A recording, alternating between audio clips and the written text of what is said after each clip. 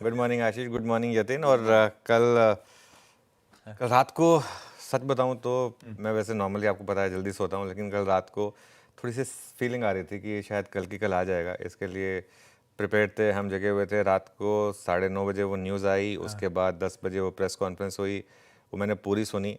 और उसके बाद हम लाइव भी थे, उसके बाद भी हम लाइव थे। और उस वक्त मैं रात को 12-12:30 बजे तक उसके बाद भी जगा रहा। मैं कल कुछ और ना निकल कर आ जाए। जब सरकार काम करने को तैयार है तो हमें भी काम करने के लिए तैयार होना चाहिए। मैंने ना कुछ स्पेशल पिक्चर्स बनवाई हैं ये दिखाने के लिए कि किस तरीके का ये जीएसटी रिफॉर्म है। ये जो सबसे जो हेडर है ना आम आदमी के लिए इस समय है जस्ट चिल। वो सलमान खान का गाना याद था, तो जस्ट चिल।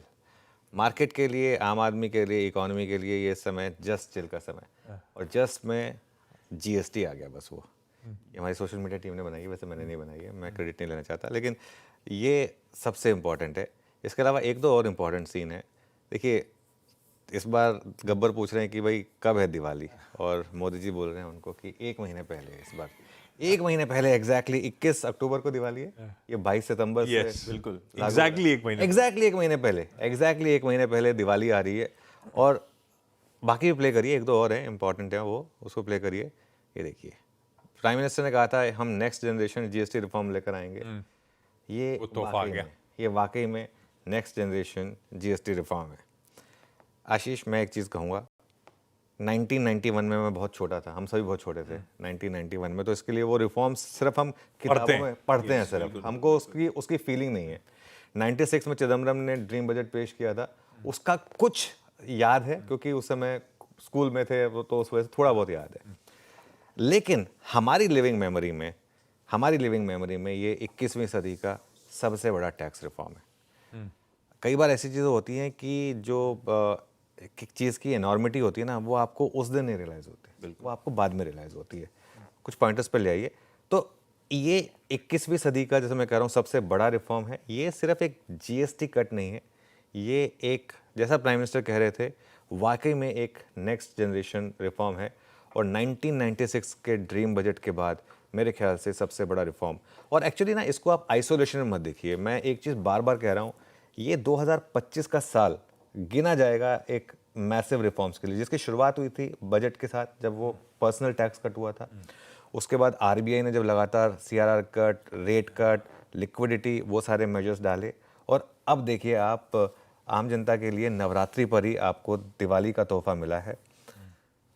एक बहुत बड़ी चीज़ है, ये सिर्फ रैशनलाइजेशन नहीं है, ये एक अपने आप में एक इम्पॉर्टेंट कदम है कि दो सिर्फ बड़े स्लैब होंगे जीएसटी के, 5% और 18%। 28% का स्लैब खत्म हो रहा है। हम ज़्यादातर जो चीज़ें यूज़ करते थे ना, उसमें 28% का जीएसटी होता था। वो 28% का जीएसटी खत्म होकर 18% पर आना सबसे बड़ा पॉजिटिव कदम है। सिर्फ कुछ लग्जरी गुड्स हैं, कुछ सिन गुड्स हैं जो 40% के ब्रैकेट में होंगे। अब बहुत लोग कह रहे हैं कि थोड़ा शायद वो 350 सीसी वाला या 1200 सीसी वाला थोड़ा सा मामला अगर और बेटर हो जाता तो अच्छा रहता, लेकिन ठीक है, उस सरकार की भी अपनी कंपल्जन्स होती हैं, वो सब होता है। यहाँ से देश में कंजम्पशन में बड़ा जंप आने वाला है, लोगों की जेब में पैसा जाएगा। मैं को कल एक और चीज़ अच्छी लगी, कल जब वो प्रेस कॉन्फ्रेंस चल रही थी, वो रेवेन्यू सेक्रेटरी ने बार बार कहा कि प्लीज़ ये रेवेन्यू लॉस मत यूज़ करिए। मुझे दिक्कत है इस चीज़ से, मुझे भी ना ये रेवेन्यू लॉस जो शब्द है ना, इससे दिक्कत है। क्या रेवेन्यू लॉस? मतलब वो आपने एक अज्यूम कर लिया कि इतना टैक्स होगा तो इतना सरकार को रेवेन्यू आएगा। अरे एक चीज समझिए, रेवेन्यू गेन के बारे में सोचिए, रेवेन्यू लॉस भूल जाइए, रेवेन्यू गेन के बारे में सोचिए। कंप्लायंस बढ़ेगी, बॉयंसी बढ़ेगी और कंजम्पशन बढ़ेगा। अगर टैक्स कम हो ना, इंसान अपने आप शांति से टैक्स देकर उस शांति से रहना चाहता है। सिंपल चीज़ है। अगर 40% 50% लोगों के टैक्स रेट होता है तो वो थोड़ा सोचते हैं कि कैसे उसको बचाया जाए। अगर 18% का टैक्स है तो उसको, अगर उसको छुपाने में ही 12% खर्च हो रहा है, इंसान कहेगा 18% देके खत्म करो, ऊपर से सरदर्द भी लो।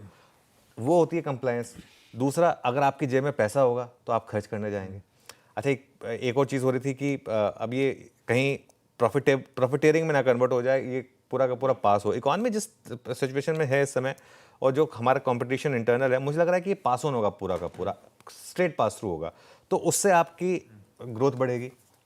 सोचे कोई बाइक आपकी अगर एकदम से 3,000 रुपये सस्ती हो जाए तो आप भाग कर लेंगे ना उसको। अब पिज़्ज़ा पास्ता आपको आज ही खाना है तो आप खा भी सकते हैं, लेकिन वो बाकी गाड़ी के लिए थोड़ा सा आप कहेंगे मैं लूँगा, तो कंप्लायंस ये सब बढ़ेगा। और मेरे ख्याल से लॉन्ग टर्म में जो वॉल्यूम इम्पैक्ट है ना, वॉल्यूम इम्पैक्ट वो बाकी सबको फेल करेगा।